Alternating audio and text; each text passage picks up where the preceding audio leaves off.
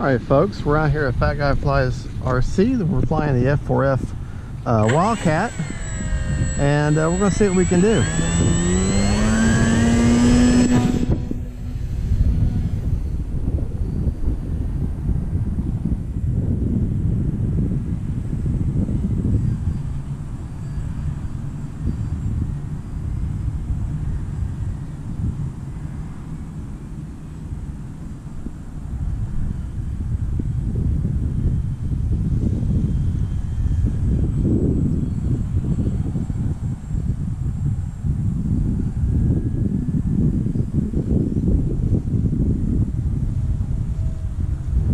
Got a strong easterly wind, so makes it kind of hard.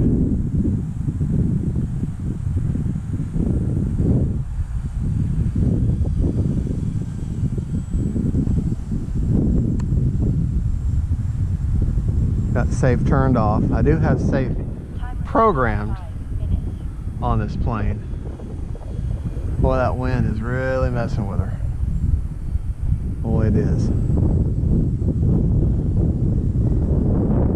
I'm running a smart Spektrum 2200 in her, and makes her a little nose heavy. Really an 1500 1800 to be about perfect for this plane. A little bit of a rudder turn there. If you're wanting to get into warbirds though, this is the plane I recommend. I really do. That or any of the Trojans. The Trojans are just notoriously great flyers,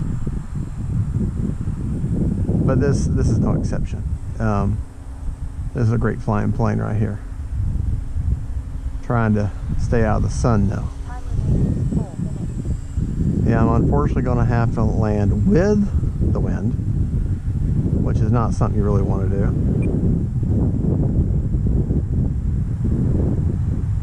Because it just makes your landing that much longer.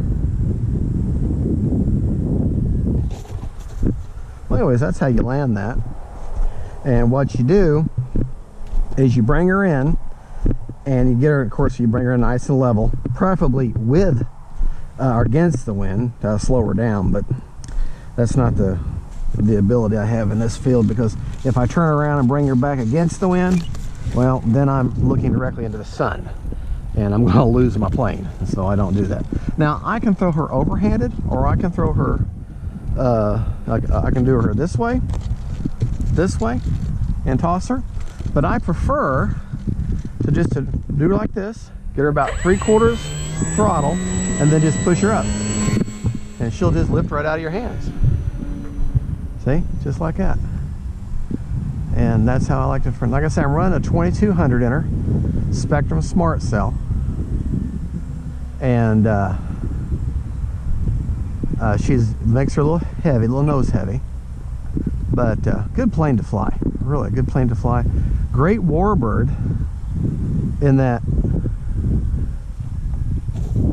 See, trying to bring her in with this these gusty winds and conditions, it makes it hard. But what you want to do is when you land, as you're getting ready to touch down, you want to let that tail drop down a little bit, kind of a flare, and that gives you a little bit of a better ability to bring her in on her belly, because quite obviously she's a belly lander, no landing gear.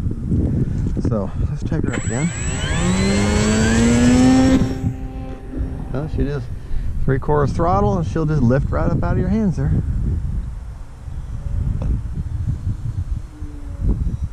I have her set for maximum throws, and I'm doing 100% throws on the radio with 30% expo all the way around on rudder, aileron, and elevator. That's what I do basically on all my planes. That seems to be my, let's see if I can get her up over the sun here and not get blinded. That's the problem with flying around the sun. You get blinded and now you've lost your plane. You can't see it. But if you look, she's coming in a little bit slower now. Yeah. Now, if you're going to get a plane that lands on its belly, you can do the 3-bladed prop if you want, but you run a much greater risk of breaking your prop. You're much better off with a 2-bladed prop.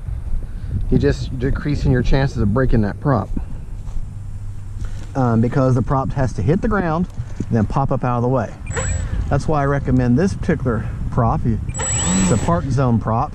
It's flexible, and it'll just pop right up out of the way, but it gives you plenty of throttle control and torque.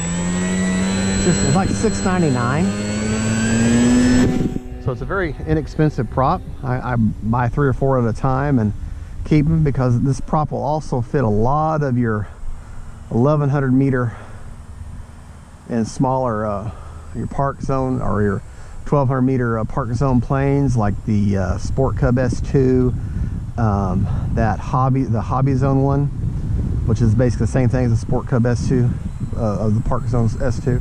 Same thing, just the Hobby Zone version. And yeah, that prop will fit a lot of different planes. So, oh man, tell you what.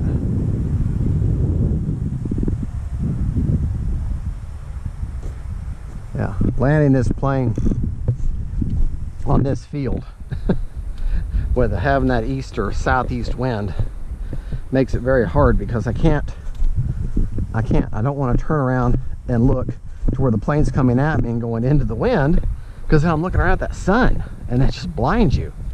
And when it blinds you, you run a great risk of losing your orientation. So anyways, enough of my complaining.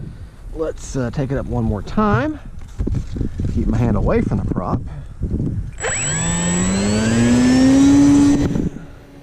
Yeah, I just kind of get her up like that and let her go. Maybe I can get up over the sun where I don't see the sun. Get her turned around. Now,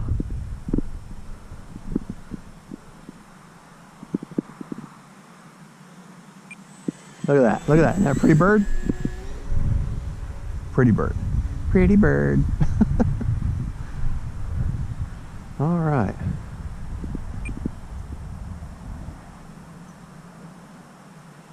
Get her nice and level here.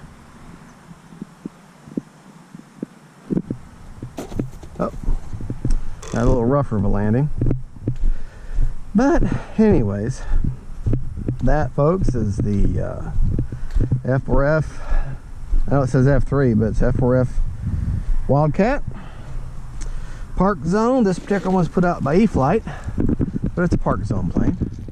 And thank you for watching. This is Fat Guy Flies RC, and just to show you, all right, props off, there's a skid underneath here, plastic skid. That's where you want to have your impact. You want to come in and ride on that. Now I've put a heavy coat of clear coat down here and some replacement gray paint, because you're going to wear that. See, already I'm wearing that off. You're going to wear all that off.